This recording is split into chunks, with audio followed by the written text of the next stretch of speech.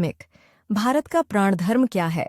भारत का मूल स्वभाव है अंतर्मुखता, आध्यात्मिकता और आत्मसाधना।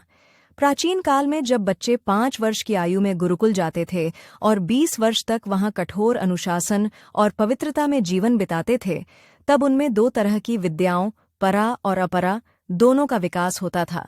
गृहस्थ जीवन में भी वे इसी ज्ञान परंपरा को आगे बढ़ाते थे और जीवन के उत्तरार्ध में वानप्रस्थ लेकर परा विद्या यानी आध्यात्मिक साधना का मार्ग अपनाते थे। इसलिए भारत की समग्र जीवन धारा ही आध्यात्मिक बन गई।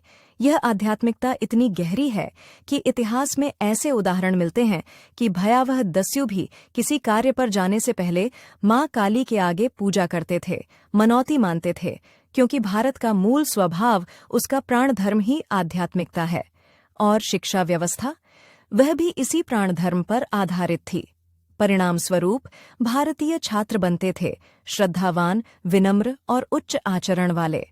मित्रों, किसी भी व्यक्ति या जाति को कमजोर करने का सबसे सूक्ष्म तरीका है उसे उसके प्राणधर्म से दूर कर देना, उसकी मूल जीवनधारा बदल देना, उसकी आत्मा से जुड़े मार्ग को काट देना।